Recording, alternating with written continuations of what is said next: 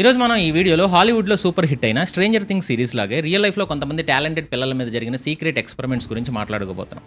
అంతేకాదు, చైనాలో ఒక వింత హ్యూమనాయిడ్ రోబో రోడ్ మీద నిలబడి అడుక్కుంటా క్రేజీ సీన్ని కూడా చూడబోతున్నాం. ఇంకా ఇంట్రెస్టింగ్ ఏంటంటే, మిస్ అవుతున్న కొంతమంది సైంటిస్టుల బ్రెయిన్లోకి వాయిస్ మెసేజెస్ పంపి వాళ్ళని మాయం చేసి ఒక డేంజరస్ టెక్నాలజీతో పాటు అసలు మనం అందరం అనుకునే ఈ బంగర్ ఫోర్ట్ కంటే భయంకరమైన ఇండియాలో రియల్ కాంజ్యూరింగ్ హౌస్ ఏంటో కూడా మాట్లాడుకుందాం. ఈ వీడియో మీకోసం చాలా ఇంట్రెస్టింగ్ ఫ్యాక్ట్స్ లైన్గా పెట్టాను. అండ్ వీడియో ఎండ్ అయ్యేసరికి మీరు ఒక్కటే అంటారు. హాలీవుడ్లో స్ట్రేంజర్ థింగ్స్ సిరీస్ చూస్తుంటారు కదా, కానీ రియల్ లైఫ్లో కూడా అలాంటి ల్యాబ్స్లో పిల్లల మీద ఎక్స్పెరిమెంట్స్ జరిగాయని ఒక షాకింగ్ స్టోరీ బయటకు వచ్చింది.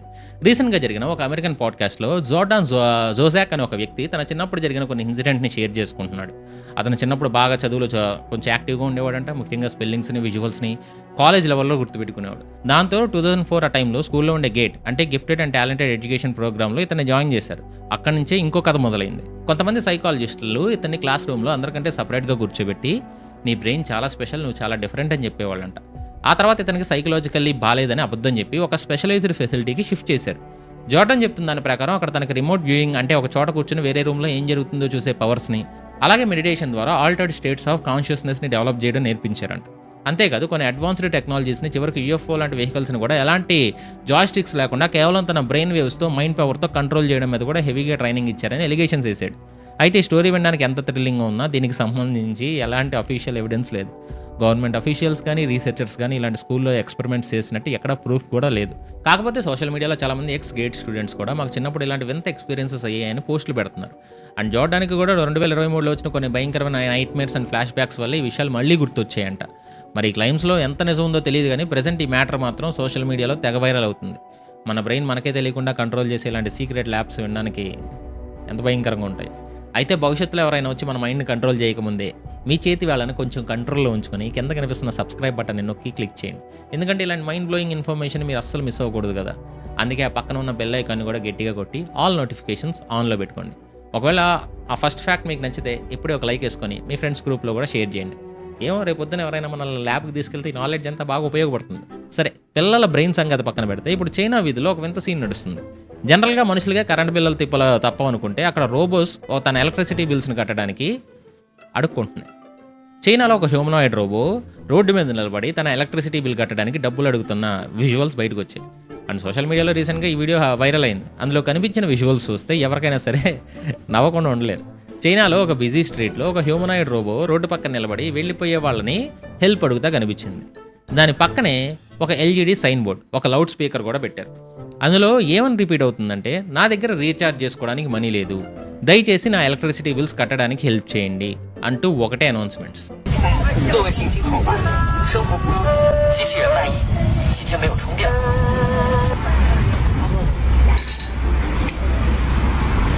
ఇంకా హైలైట్ ఏంటంటే, ఎవరైనా జాలిపడి డొనేషన్స్ ఇవ్వాలనుకుంటే ఈజీగా ఉండడానికి దాని పక్కనే ఒక క్యూఆర్ కోడ్ కూడా డిస్ప్లే చేశారు. ఈ వింత రోబోని యూనిటరీ జీవన్గా ఐడెంటిఫై చేశారు. దీన్ని చైనాకు చెందిన యూనిటరీ అనే ఒక ఫేమస్ రోబోటిక్స్ కంపెనీ డెవలప్ చేసింది. యాక్చువల్గా ఈ కంపెనీ ఇలాంటి క్రేజీ పనులు చేయడం కొత్తమీ కాదు. మొన్న మధ్య వీళ్ళ పెంబానే ఇంకో రోబో కూడా ఒక పెద్ద వాల్కొనని కూడా ఎక్కేసి న్యూస్లో వచ్చేసింది. ఇప్పుడు ఈ బ్యాటరీ స్టార్డ్ రోబోట్ రోడ్డు మీద అడుక్కుంటున్న క్లిప్స్ ఎక్స్ ప్లాట్ఫామ్లో వైరల్ అవ్వడంతో నెటిజన్స్ కూడా రకరకాలుగా రియాక్ట్ అవుతున్నారు. ఇలాంటి వింత ఐడియాలు కేవలం చైనాలోనే సాధ్యమని కొందరు నవ్వుకుంటుంటే, ఇంకొందరేమో ఇదంతా కంపెనీ వాళ్ళ అటెన్షన్ కోసం ప్లాన్ చేసిన ఒక క్లెవర్ మార్కెటింగ్ క్యాంపెయిన్ అని చెప్తున్నారు. రీజన్ ఏదైనా కానీ మనుషులకే కాదు, చివరికి రోబోట్లకు కూడా కరెంట్ బిల్లులు తప్పట్లేదన్నమాట. 1940 నాటి ఒక పాత వరల్డ్ వార్ 2 ఫోటోలో వ్యక్తి సెల్ ఫోన్ మాట్లాడుతూ కనిపించడం ఇప్పుడు చాలామంది ఇంటర్నెట్లో వైరల్ అవుతుంది. 1973లో మొట్టమొదటి మొబైల్ ఫోన్ ఇన్వెంట్ చేశారు. కానీ అంతకంటే 30 ఏళ్ల ముందే మరి ఒక ఆయన రోడ్డు మీద ఎలా ఫోన్ మాట్లాడుతున్నాడు? ఈ వింత సీన్ మనకు ఐస్లాండ్ క్యాపిటల్లో 1943లో తీసిన ఒక పాత బ్లాక్ అండ్ వైట్ ఫోటోలో కనిపిస్తుంది. వరల్డ్ వార్ జరుగుతున్న టైంలో అక్కడ మిలిటరీ వాళ్ళు లోకల్ పీపుల్ ఉన్న ఒక నార్మల్ స్ట్రీట్ ఫోటో ఇది. కానీ ఇందులో ఒక కార్నర్లో లైట్ కలర్ కోట్ వేసుకున్న ఒక ఆయన మాత్రం తన చేతిని చెవి దగ్గర పెట్టుకుని కెమెరా వైపు సీరియస్గా చూస్తున్నాడు. ఆ పొజిషన్ చూడడానికి సేమ్ మనం ఇప్పుడు స్మార్ట్ ఫోన్ ఎలా పట్టుకుంటామో అలాగే ఉంది. దీంతో చాలామంది ఈయన పక్కాగా ఫ్యూచర్ నుంచి పాస్ట్లోకి వెళ్ళిన ఒక టైం ట్రావెల్ అని ఫేస్బుక్లో థీరీస్ స్టార్ట్ చేశారు. కానీ కొంచెం లాజిక్ ఉపయోగించి ఆ కాలంలో ఉన్న పరిస్థితులను సైంటిఫిక్గా అనలైజ్ చేస్తే దీని వెనకాల కొన్ని చాలా సింపుల్ రీజన్స్ ఉన్నాయి. ఫస్ట్ రీజన్, ఆ రోజుల్లో క్వాడ్స్ వాచెస్ ఉండేవి కాదు, అన్ని మెకానికల్ వాచెస్. అవి సరిగ్గా పనిచేస్తున్నా లేదో తెలుసుకోవడానికి సౌండ్ వినాల్సి వచ్చేది. అందుకైనా తన రిచ్ని చెవి దగ్గర పెట్టుకొని టిక్ టాక్ సౌండ్ చేసుకుంటూ ఉండొచ్చు, అంటే సౌండ్ని చెక్ చేసుకుంటూ ఉండొచ్చు. సెకండ్ రీజన్ ఏంటంటే, ఆ కాలంలో మగవాళ్ళు టొబాకో పైప్స్ ఎక్కువగా వాడేవాళ్ళు. బహుశా ఆ పైప్ని చేతితో పట్టుకుని చెవి వెనకాల గోక్కుంటా కూడా ఉండొచ్చు. లేదా సింపుల్గా చెవిని టచ్ చేస్తే ఏదో ఆలోచిస్తూ ఉండొచ్చు. అన్నిటికంటే సైంటిఫిక్ పాయింట్ అంటే అసలు ఆ కాలంలో సెల్ టవర్స్ లేదా శాటిలైట్ నెట్వర్క్స్ ఏమీ లేవు కదా. ఒకవేళ ఎవరైనా నిజంగానే టైం ట్రావెల్ చేసి ఫోన్లో అక్కడికి వెళ్ళినా సిగ్నల్ ఎలా వస్తుంది?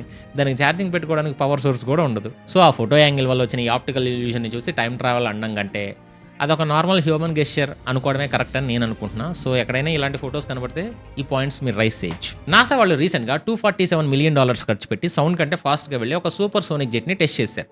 కానీ వింత ఏంటో తెలుసా, దాని నుంచి అసలు భయంకరమైన సౌండే రాలా. న్యూయార్క్ నుంచి లండన్ వెళ్ళడానికి నార్మల్గా 8 గంటలు పట్టుద్ది, కానీ ఇలాంటి వాటితో కేవలం 4 గంటల లోపే మనల్ని చేర్చేసే ఇది ఒక క్రేజీ సూపర్ సోనిక్ ప్లేన్ అనమాట. నాసా దీన్నే సక్సెస్ఫుల్గా టెస్ట్ చేసింది. అండ్ ఈ క్రేజీ అచీవ్మెంట్ని రీసెంట్గా కాలిఫోర్నియాలో ఎడ్వర్డ్స్ ఎయిర్ ఫోర్స్ బేస్లో నాసా టీం సక్సెస్ఫుల్గా కంప్లీట్ చేసింది.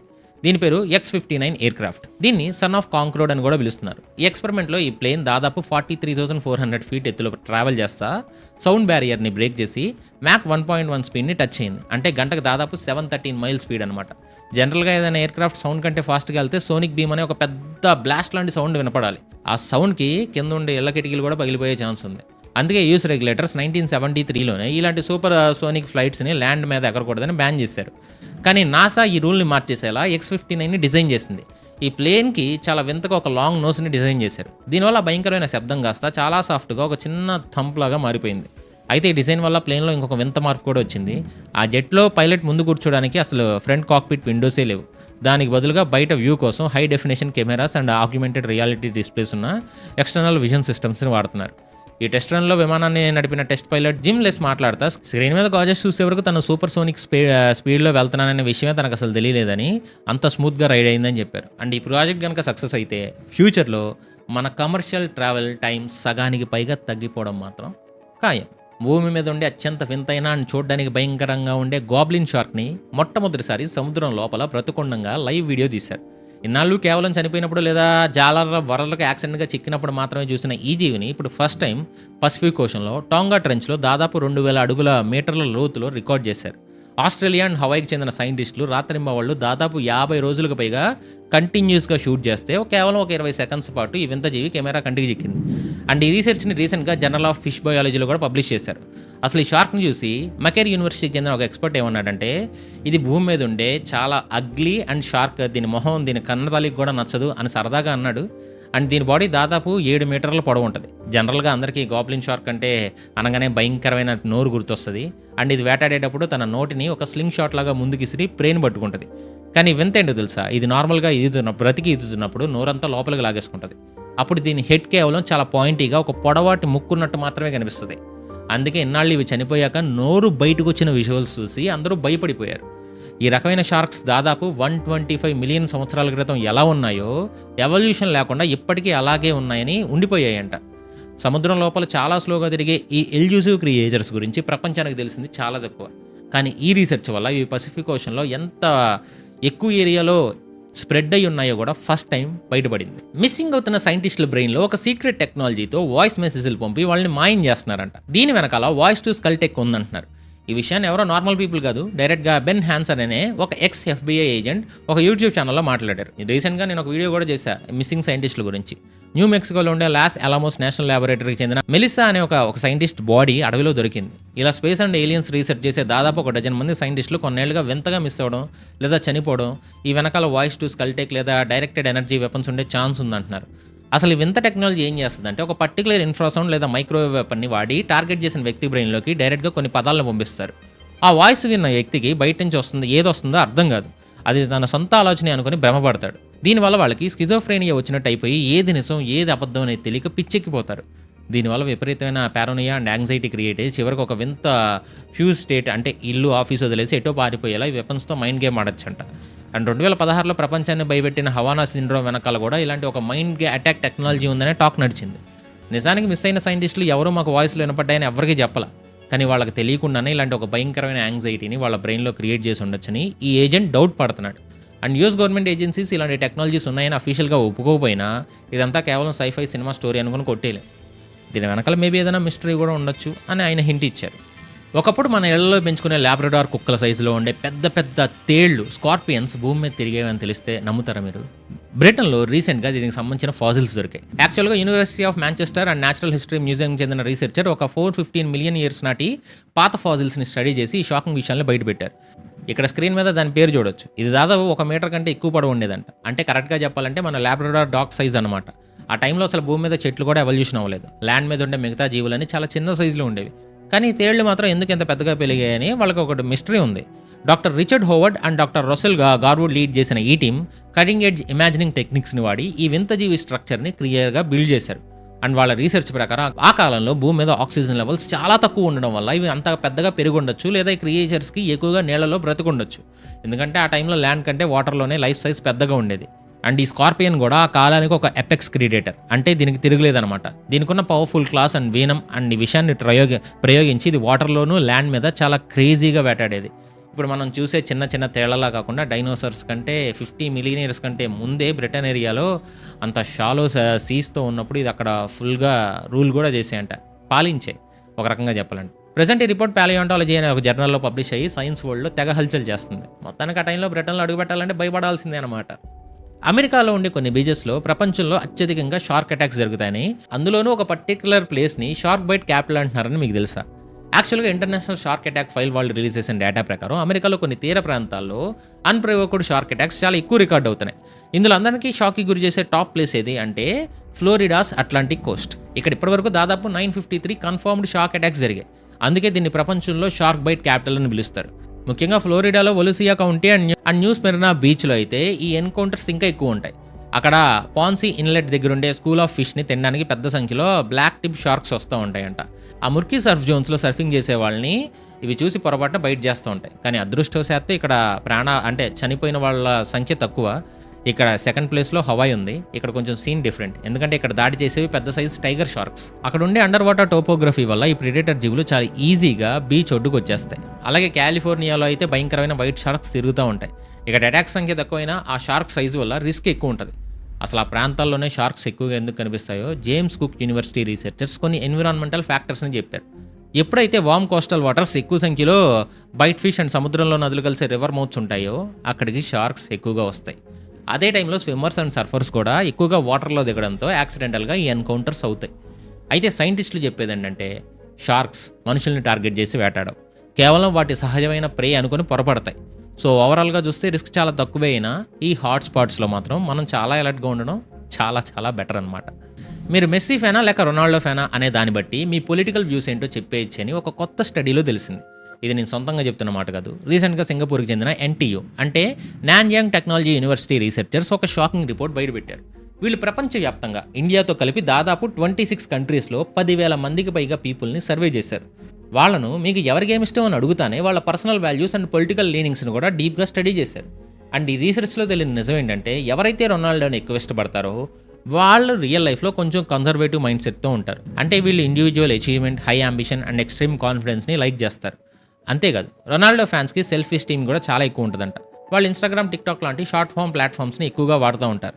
అదే మెస్సీ ఫ్యాన్స్ విషయానికి వస్తే వాళ్ళు చాలా వరకు లిబరల్ మైండ్ సెట్తో ఉన్నట్టు ఈ స్టడీలో తెలిసింది. మెస్సీ లాగే చాలా సైలెంట్గా ఉండడం, టీమ్ ఓరియంటెడ్గా వర్క్ చేయడం అండ్ మోడెస్ట్గా ఉండే క్వాలిటీస్ వీళ్ళకి బాగా కనెక్ట్ అవుతాయి. మన లోపల ఉండే ఇలాంటి క్యారెక్టర్స్ వల్లే మనం ఒక ప్లేయర్కి కనెక్ట్ అవుతామని అసోసియేట్ ప్రొఫెసర్ సైఫుద్దీన్ అహ్మద్ క్లియర్గా చెప్పారు. అండ్ ఈ ప్రిఫరెన్స్ బట్టి చూస్తే మన ఇండియాతో పాటు పోర్చుగల్, ఇండోనేషియా, మెక్సికో లాంటి కంట్రీస్లో రొనాల్డోకి విపరీతమైన క్రేజ్ ఉంది.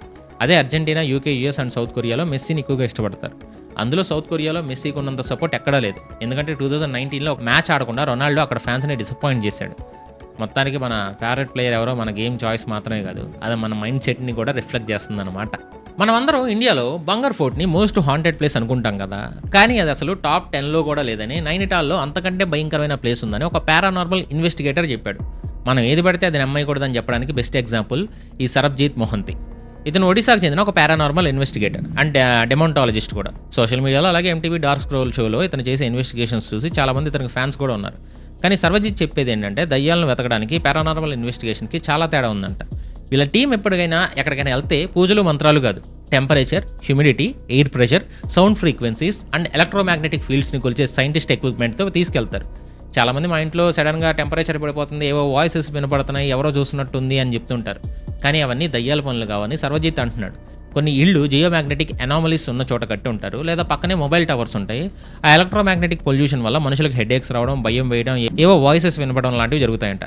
ఎక్కడైనా టెంపరేచర్ పడిపోతే పైన వాటర్ ట్యాంక్ ఉందా, లేకపోతే ఏమైనా ఎయిర్ షాఫ్ట్ ఉందా అనేది ఫస్ట్ లాజికల్గా ఆలోచిస్తారు. ఇలా సైంటిఫిక్గా అన్ని రీజన్స్ చెక్ చేశాకే అప్పటికీ ఆన్సర్ దొరకకపోతే అప్పుడు దాన్ని పారానార్మల్ కేటగిరీలోకి వేస్తారు.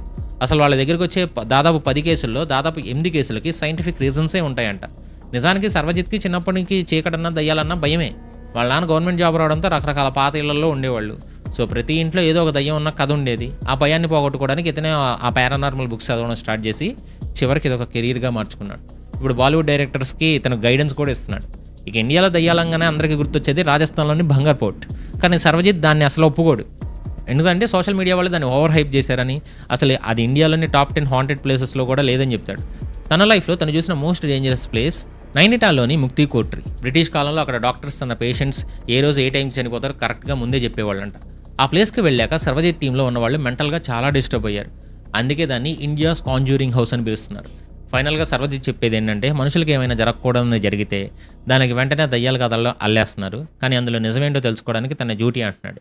సో అదన్నమాట మ్యాటర్. రాజస్థాన్లోని బాంగర్ ఫోర్ట్ కంటే నైనిటాల్లోని ఆ ముక్తి కోటారి కథే ఒళ్ళు గగురు పొడుస్తుంది. అండ్ దీని మీద మనం ఒక డెడికేటెడ్ వీడియో కూడా చేయాలంటే చెప్పండి, నెక్స్ట్ వీడియో అదే చేద్దాం. మరి ఈరోజు ఈ క్రేజీ వీడియో మీ లైఫ్లో కొంచెమైనా నాలెడ్జ్ని, వాల్యూని యాడ్ చేసిందని మీరు అనుకుంటే దయచేసి మీరు కూడా నా లైఫ్లో కొంచెం వాల్యూ యాడ్ చేయండి. ఏం లేదు, కింద లైక్ బటన్ గట్టిగా కొట్టి ఈరోజు ఫ్యాక్స్లో మీకు ఏది మోస్ట్ షాకింగ్ అనిపించిందో కింద కామెంట్ సెక్షన్లో నాతో షేర్ చేసుకోండి. అలాగే ఈ వీడియోని మీ ఫ్రెండ్స్ అందరికీ షేర్ చేసి మన ఛానల్ని సబ్స్క్రైబ్ అవ్వండి. అండ్ పక్కనే ఉన్న బెల్ ఐకాన్ని క్లిక్ చేయడం అస్సలు మర్చిపోద్దు. మీరు ఇచ్చే ఆ ఒక్క సబ్స్క్రిప్షన్ అండ్ కామెంట్ నాకు నెక్స్ట్ వీడియో కోసం ఇంకా క్రేజీ టాపిక్స్ తేవడానికి ఫుల్ బూస్టప్ ఇస్తుంది. మళ్ళీ ఇలాంటి ఇంకొక ఇంట్రెస్టింగ్ అండ్ మైండ్ బ్లోయింగ్ వీడియోతో మీ ముందుకు వస్తాను. అంతవరకు టేక్ కేర్. చివరి వరకు చేసిన ప్రతి ఒక్కరికి love you so much. This is your VR signing of.